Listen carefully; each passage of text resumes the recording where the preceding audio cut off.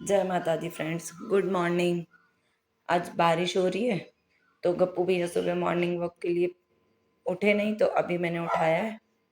अब गप्पू जाएगा वॉक के लिए और मैं भी अपना काम निपटाती हूँ।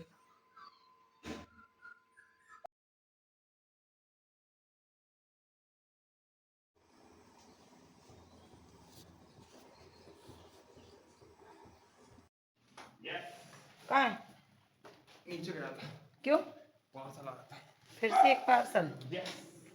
क्या मंगाया?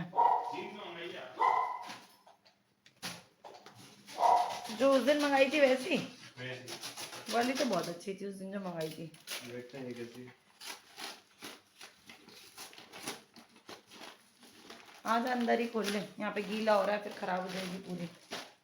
देखा, कलर तो बहुत प्यारा लग रहा है, रॉयल रॉयल ब्लू।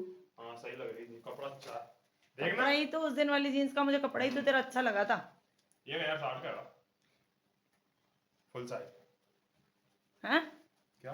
कितने की है? ये 60। बताओ, ऑनलाइन वाले इतनी सुविधा दे रहे हैं तो क्यों पब्लिक मार्केट में जाएगी? ऑनलाइन वालों ने तो पूरा दुकानदारी का बेड़ा गर्क करके रखा है। अच्छी लग रही है ना? कपड़ा बहुत अच्छा है यार, इसका कपड़ा कितना सॉफ्ट है ना? और फिनिशिंग भी पता है, ऑनलाइन के कपड़ों की अलग ही आती है। कान पे मत भौंक मेरे तो यार। उसको कान दे दिया कर बस चुपचाप, उसको कान खाना होता है इतना भयंकर वाला। देख, देखो गप्पू इसे कान नहीं दे रहा तो ये लियो महाराज कितनी जोर से भौंक रहे हैं। उसको कान खाना है गप्पू का। भाई क्या मजा आता है तुझे उसका कान खाने में?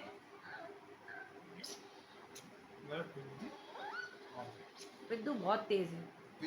अब चश्मा चाहिए उसे, अब छोड़ छोड़, अब चश्मे पे जाएगा, छोड़।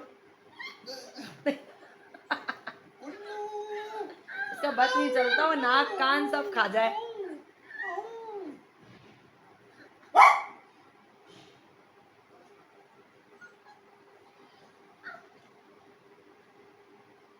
सुबह से लाइट गई हुई है। मेरा किचन का काम तो कंप्लीट हो गया, लेकिन ये लोग सब नहा लिए। अब देखती हूँ मेरे नहाने के लिए पानी भी है कि नहीं टंकी में, नहीं तो आज नहाना रह जाएगा। लाइट अब तो इन्वर्टर भी बोल गया हम लोग का, बहुत देर से चल रहा है सुबह से, तो बिल्कुल ही अंधेरा हो गया। चलिए देखते हैं नहाने की क्या व्यवस्था होती है।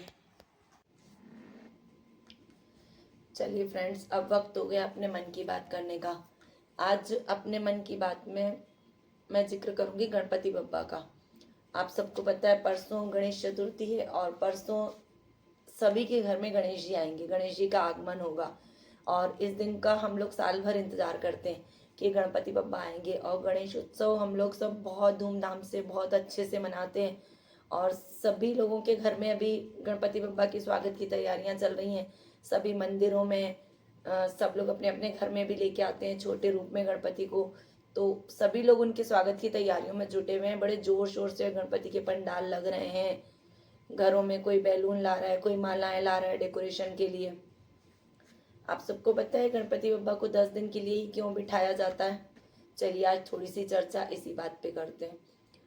जब महर्षि वेदव्यास जी महाभारत लिखने लगे थे तो उन्हें लगा कि ये महाभारत का ग्रंथ बहुत बड़ा है और मैं अकेले इसे नहीं लिख पाऊंगा। तो उन्होंने गणपति बप्पा से प्रार्थना की कि आप महाभारत का ग्रंथ लिखने में मेरी मदद करें और मैं बोलता जाऊंगा, आप लिखते जाइए। तो गणपति बप्पा ने उनकी प्रार्थना को स्वीकार किया और उन्होंने बोला कि ठीक है, मैं ये ग्रंथ लिखने में आपकी मदद करता हूँ। तो गणपति बप्पा ग्रंथ लिखने बैठ गए। अब वो ग्रंथ लिखने जब बैठना था तो बीच में उन्हें उठना नहीं था गणपति बप्पा को। तो जब वो ग्रंथ लिख रहे थे तो लिखते लिखते उनके शरीर का तापमान बहुत बढ़ गया गणपति बप्पा का। तो महर्षि वेदव्यास जी ने उनके पूरे शरीर पे मिट्टी का लेप कर दिया ताकि उनके शरीर का जो तापमान है वो स्थिर रहे और बढ़े नहीं, उनके शरीर में ठंडक आ जाए। तो महर्षि वेदव्यास जी बोलते गए और गणपति जी महाभारत लिखते गए। लिखते लिखते उन्हें 10 दिन हो गए और महर्षि वेदव्यास जी उनके शरीर पे मिट्टी का लेप चढ़ा देते थे तो उनके शरीर का तापमान थोड़ा ठंडा हो जाता था। और ये लिखते लिखते 10 दिन हो गए। तो अनंत चतुर्दशी जब आई तो उस दिन उनका ये महाभारत का लेखन का कार्य पूरा हुआ। तो अनंत चतुर्दशी वाले दिन सुबह महर्षि वेदव्यास जी ने देखा कि गणपति के शरीर पे जो मैं मिट्टी का लेप कर रहा हूँ वो सूख के झड़ती जा रही है पूरी। अब और जैसे ही महाभारत का कार्य कंप्लीट हुआ लिखने का, तो महर्षि वेदव्यास जी ने उन्हें पानी में स्नान करवा दिया अच्छे से, क्योंकि उनके शरीर से मिट्टी झड़ रही थी। तो उन्होंने उन्हें पानी में, सरस्वती नदी जो है जो माणा गांव से निकल के आती है सरस्वती नदी बद्रीनाथ के आगे, वहां पर उन्होंने सरस्वती नदी में उन्हें पानी में डुबो दिया, ताकि उनके शरीर की पूरी मिट्टी भी झड़ जाए और उनका तापमान जो शरीर का है, ज्वर जो उनका है वो भी ठीक हो जाए। अब इन 10 दिनों में जब तक गणपति बप्पा महाभारत लिखते रहे, तब तक महर्षि वेदव्यास जी ने उन्हें खूब तरह तरह के पकवान बना के खिलाए। रोज वो उनके लिए विभिन्न प्रकार के व्यंजन बनाते और उन्हें खिलाते।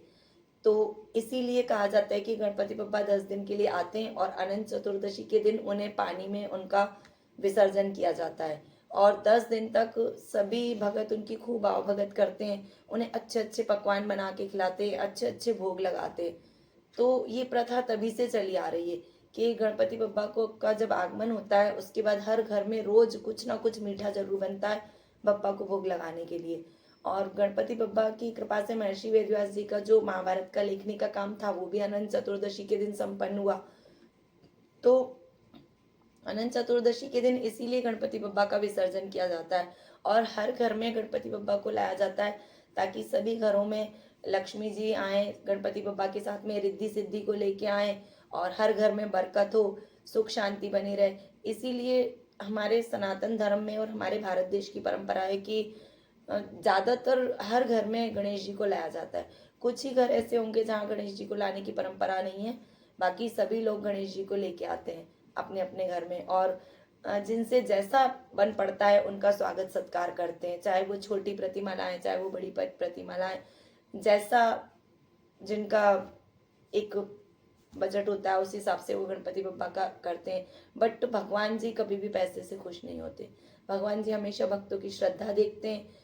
गणपति बप्पा गरीब की कुटिया में भी उसी तरह आते हैं जिस तरह वो अमीर की कोठी में आते हैं। तो भगवान जी सिर्फ श्रद्धा भाव देखते हैं।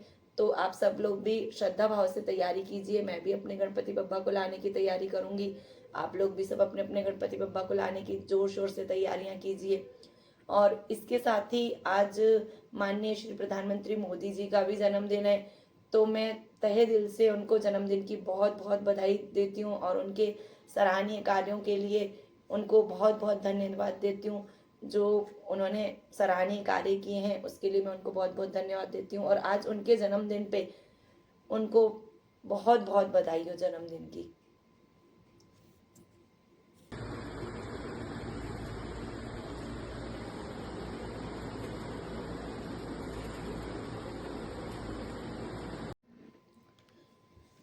आज मैं अपने मेकअप की वीडियो बना रही थी, रील बनाने के लिए मैं अपना थोड़ा सा कभी कभी कुछ कुछ क्रिएटिविटी करती हूँ। हालांकि मुझे पता है कि मैं परफेक्ट नहीं हूँ, बहुत अच्छा नहीं कर पाती हूँ, बट फिर भी मैं कोशिश करती हूँ।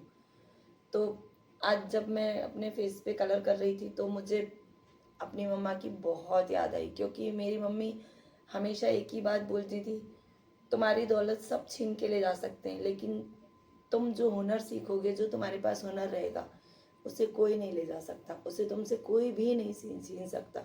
तुम किसी भी उम्र में पहुंच जाओ, उम्र के किसी भी पड़ाव पे रहो, तुमने अगर कुछ सीखा है तो वो हमेशा तुम्हारे काम आएगा।